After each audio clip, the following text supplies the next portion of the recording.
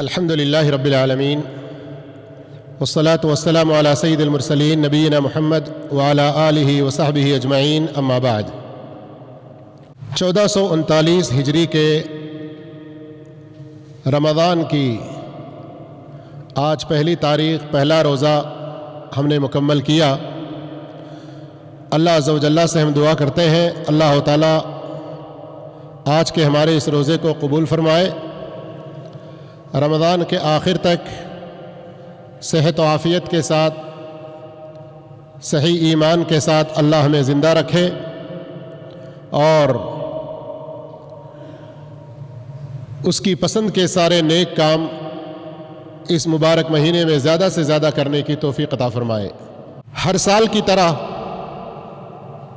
الحمدللہ المکتب التعاونی للدعوت والارشاد وتوعیۃ الجالیات الزلفی یعنی زلفی اسلامک دعویٰ سینٹر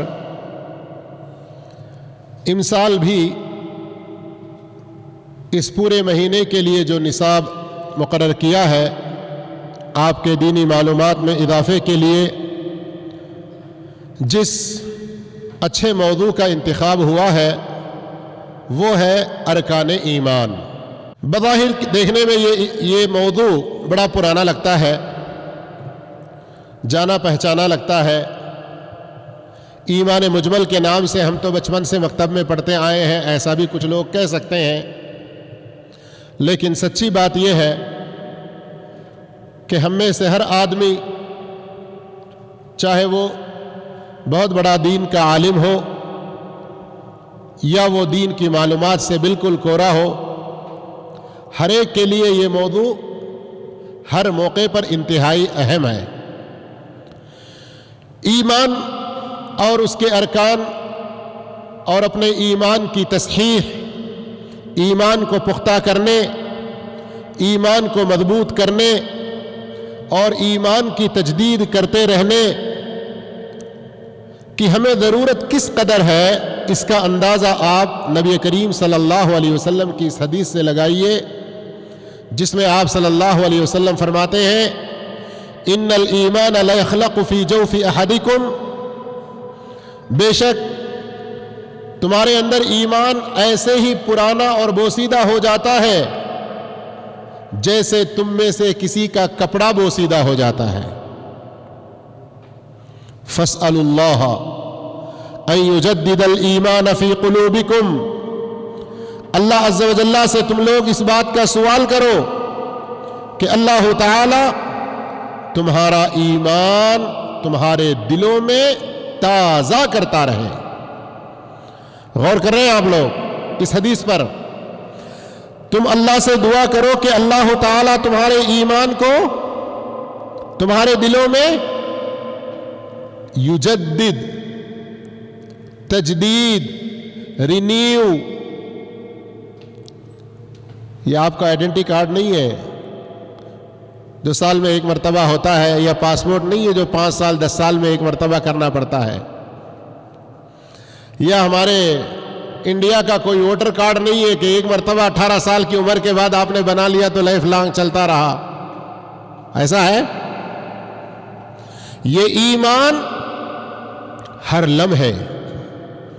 لمحے ہمیں اس کی تصحیح، اس کی درستگی، اس کی پختگی، اس کی تازگی کا برابر خیال رکھتے رہنا چاہیے۔ اس لیے سلف صالحین میں سے ایک نے کیا خوب کہا، جو اپنے ایمان کی برابر فکر میں لگا رہتا ہے، اپنے ایمان کے بارے میں ڈرتا رہتا ہے، یہ اس بات کا ثبوت ہے کہ وہ مومن ہے، وہ مومن ہے۔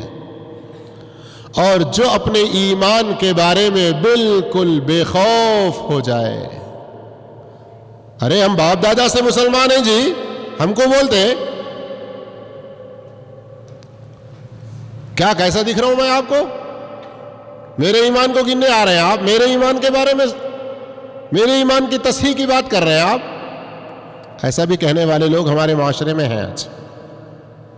جو اپنے ایمان کے بارے میں بالکل بے خوف ہو جائے ایسا آدمی منافق ہے۔ اللہ اکبر۔ اللہ ہم سب کو نفاق کی بیماری سے بھی بچائے۔ اس لیے ارکان ایمان کیا ہیں،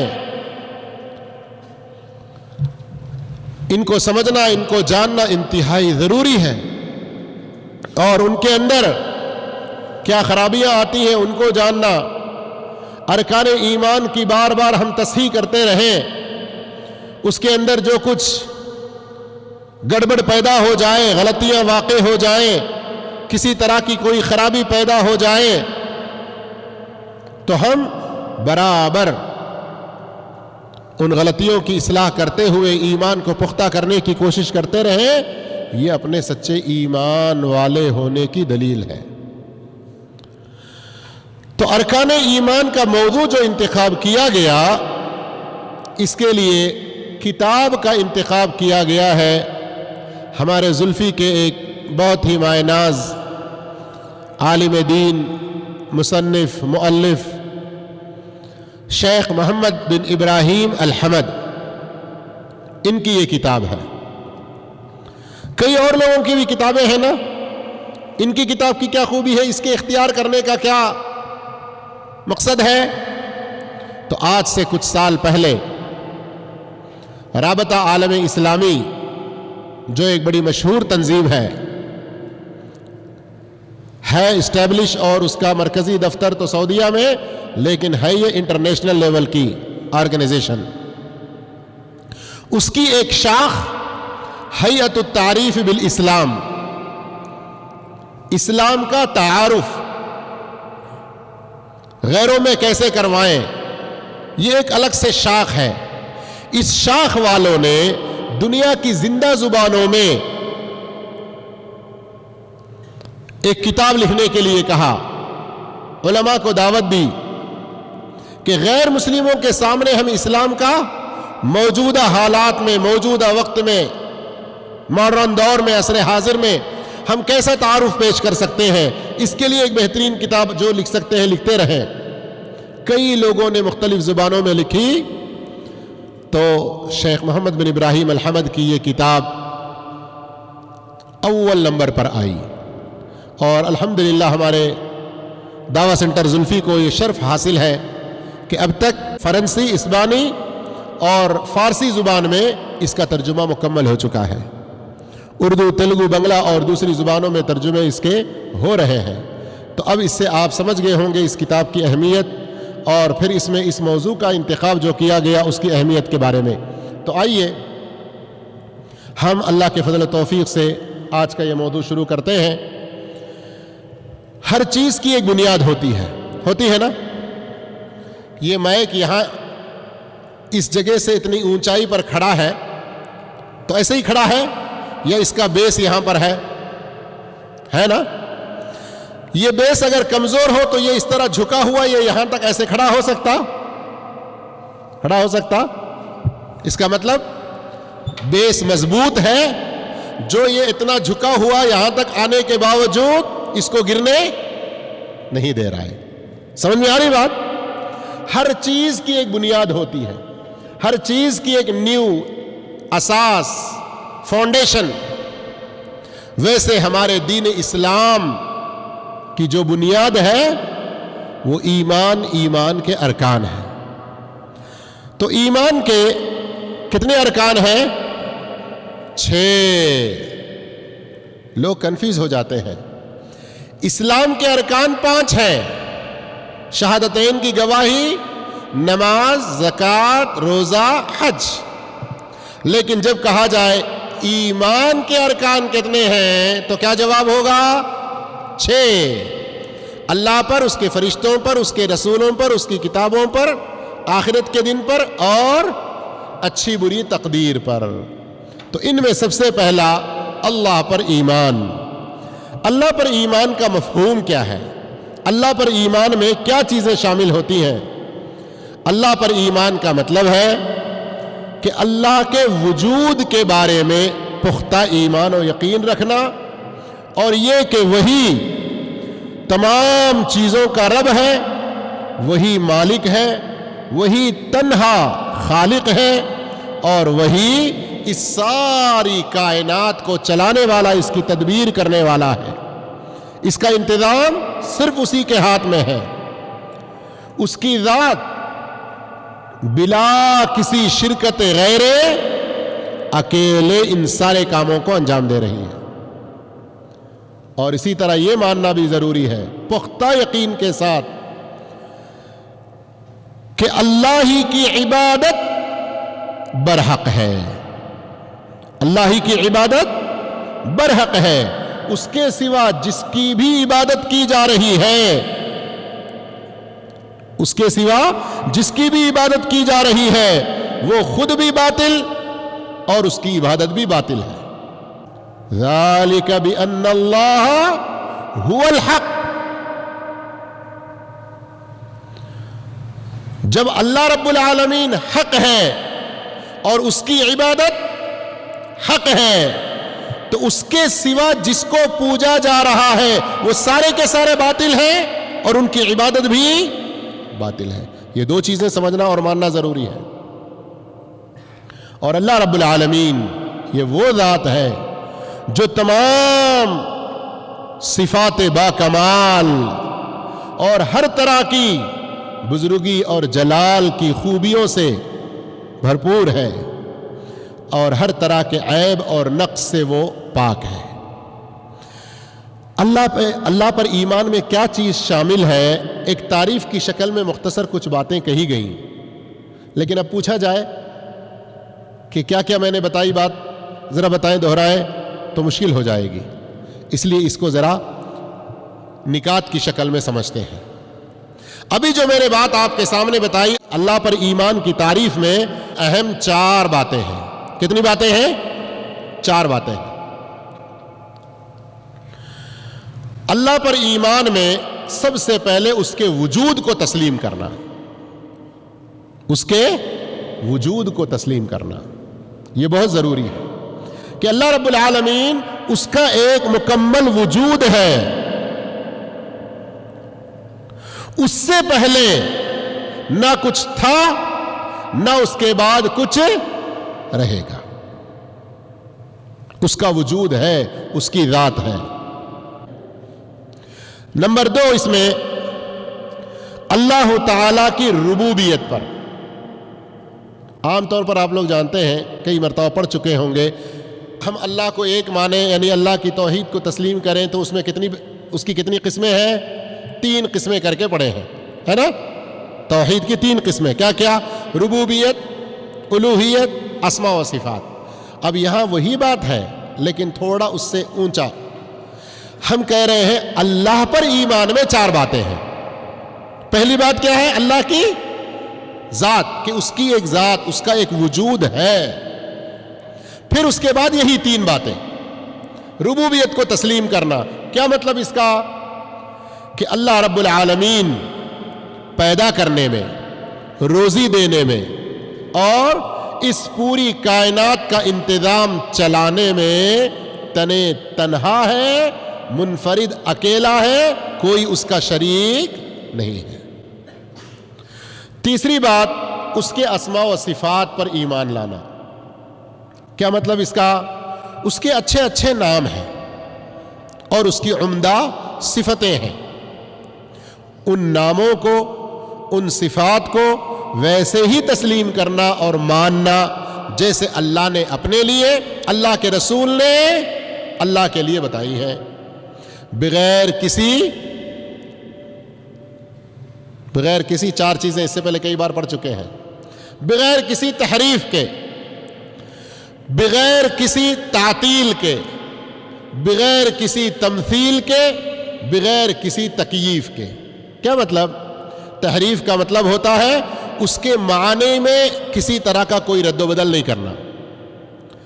تعطیل کا مطلب ہوتا ہے کہ اللہ کو صفات سے خالی نہیں سمجھنا، اور تمثیل کا مطلب ہوتا ہے کہ کوئی مثال اس کی نہیں دینا کہ اس طرح سے۔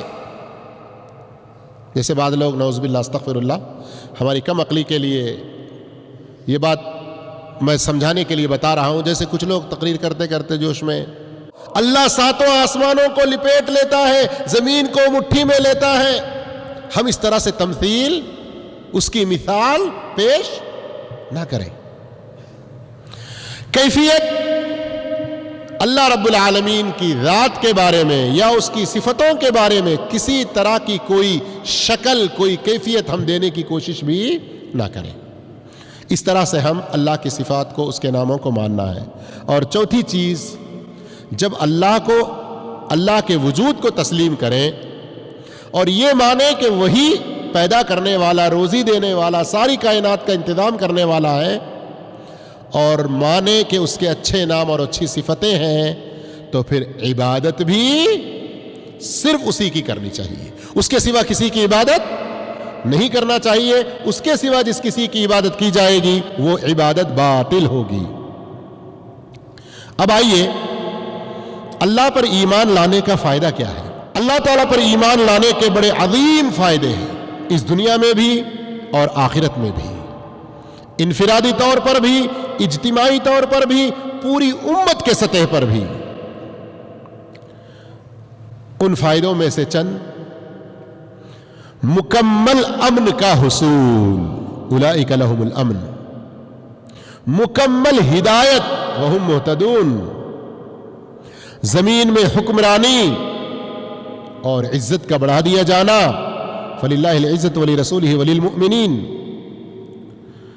پرسکون زندگی، نعمتوں کا حصول، برکتوں کا نزول، ہر بھلائی کی طرف رہنمائی، نقصانات سے بچاؤ، اللہ کے ساتھ دوستی، اللہ کی مدد اور تائید۔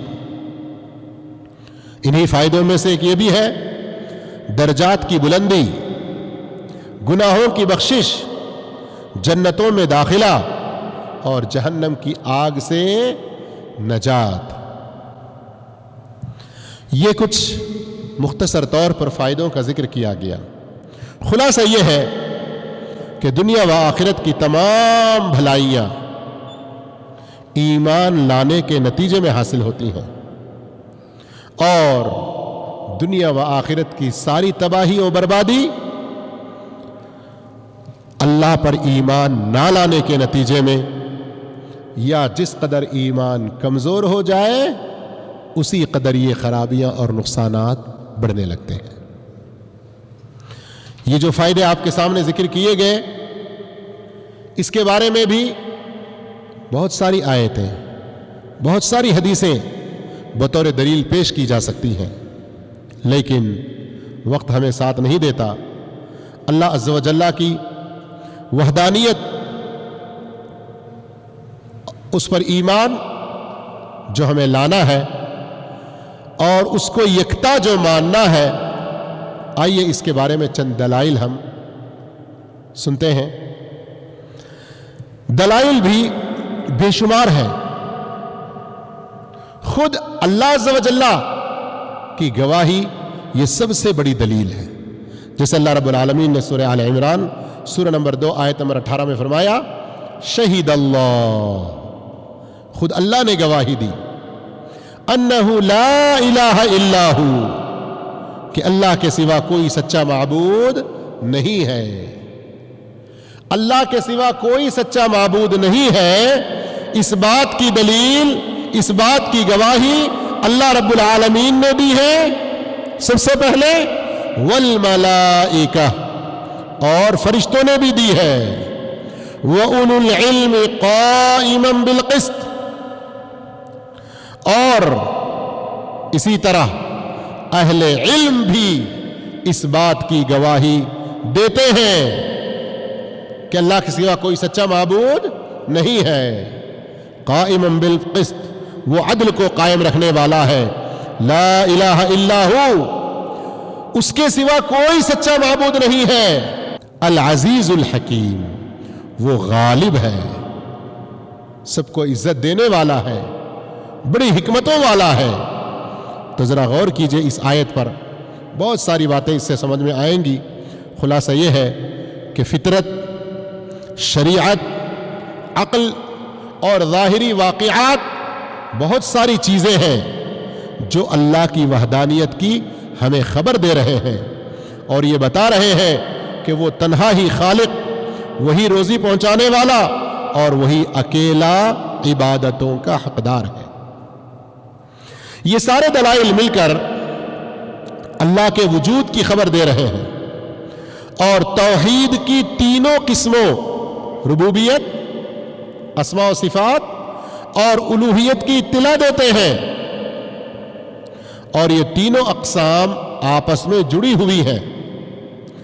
جس نے کسی ایک میں بھی شرک کیا گویا اس نے دوسرے قسموں میں بھی شرک کرنے والا بن گیا۔ اب کوئی کہے کہ اللہ اکیلا ہی ہمارا خالق ہے، وہی اکیلا ہے جو ہماری اس ساری کائنات کو چلانے والا ہے، اور عبادت کی بڑی اہم قسم دعا کرنے کی بات آ جائے تو غیر اللہ سے دعا کرنے لگے، شرک کرنے والا ہوا نہیں ہوا، تب وہ اللہ کو اکیلا ماننے کا جو دعویٰ کر رہا ہے وہ کچھ فائدے کا رہا؟ تو اللہ کے توحید کو ماننے میں یہ جو تینوں قسمیں ہیں، ان تینوں میں سے کسی ایک میں اگر کوئی شرک کرتا ہے تو گویا دوسری چیزوں میں بھی شرک کرنے والا ہی سمجھا جائے گا۔ ایک اور مثال سے اس کو ہم سمجھتے ہیں، جو کام صرف اللہ تعالیٰ ہی کر سکتا ہے، اگر کسی نے ایسے کام کے لیے غیر اللہ کے سامنے دعا کی تو اس کی یہ دعا کیا ہوئی؟ عبادت ہے، اور یہ عبادت اس نے غیر اللہ کے سامنے پیش کیا تو یہ شرک فی العبادہ، شرک فی الالوہیہ کہلائے گا۔ اب غیر اللہ کے سامنے اس دعا کا معنی کیا ہے؟ اللہ سے دعا کرنے کے بجائے کسی دوسرے سے دعا کیا نا اس نے، اس کا مطلب کیا نکلتا ہے؟ دعا کرنے والے کا عقیدہ یہ ہے کہ جس سے اس نے دعا کی ہے وہ بھی اللہ کے ساتھ ساتھ عطا کرنے کا حق رکھتا ہے اور ضرورتیں بھی پوری کر سکتا ہے۔ اس طرح یہ ربوبیت میں شرک بن گیا۔ سب کچھ دینے والا کون ہے؟ اگر اللہ ہے ہم زبان سے کہتے ہیں لیکن مانگتے پھر دوسرے سے ہیں، تو کیا مطلب ہوا اس کا؟ کہ وہ بھی دینے کی طاقت رکھتا ہے، تو ربوبیت کا ایک حصہ اس نے غیر اللہ میں بھی گویا کہ تسلیم کر لیا۔ جو شخص دعا کرے گا تو لازماً اس کا عقیدہ ہے کہ جس سے میں دعا کر رہا ہوں وہ اس کی سنتا ہے نا؟ جس کسی آج کل ہے نا پکارتے ہیں یا غوث المدد یا علی المدد، اس طرح کے نعرے لگاتے ہیں لوگ نا، تو جن کو پکار رہے ہیں ان کے بارے میں کیا عقیدہ ہوگا؟ کہ وہ ان کی سنتا ہے نہیں سنتا ہے؟ سنتا ہے۔ تو اب یہ اللہ کی صفات میں شرک ہے، اس لیے کہ اس کا عقیدہ ہے کہ جس سے میں دعا کر رہا ہوں وہ ہر بات کو ہر جگہ سے سنتا ہے، خواہ نزدیک سے ہو یا دور سے ہو، اور وہ سب چیزیں سنتا ہے، سب باتیں سنتا ہے۔ اس طرح ثابت ہوا کہ جس نے عبادت میں شرک کیا لازماً وہ اللہ کی ربوبیت میں بھی شرک کرے گا اور اسماء و صفات میں بھی شرک کرے گا۔ بات سمجھ میں آئی؟ تینوں قسموں میں سے دو کو ماننے کا کوئی دعویٰ کرے تو اس کا دعویٰ فائدہ مند ہے؟ نہیں ہے۔ میرے بھائیوں، یہاں تک یہ چند باتیں رہیں، آگے کے درسوں میں ہم انشاءاللہ اللہ عز و جل کی ذات کو ماننے کے جو فطری دلائل ہیں، عقلی دلائل ہیں، کچھ اور شرعی دلائل وغیرہ، ان سب کا ذکر ہم کرنے کی کوشش کریں گے، اور ان درسوں کو آپ پوری توجہ کے ساتھ سنیں گے تو آگے غیر مسلموں کو اسلام کی دعوت دینے میں بھی آپ کے لیے آسانی ہوگی۔ چند لمحات جو ہم یہاں بیٹھے ہیں اور یہ جو دین کی باتیں سنے ہیں، اللہ اس سے ہمیں بھرپور فائدہ پہنچائے۔ پورے رمضان بھر میں زیادہ سے زیادہ تلاوت، نماز، روزہ، ان سب چیزوں کے ساتھ اپنا بنیادی دین کا علم حاصل کرنے کی طرف بھی توجہ دینے کی اللہ ہم سب کو نیک توفیق عطا فرمائے۔ جزاکم اللہ خیرا، والسلام علیکم ورحمۃ اللہ وبرکاتہ۔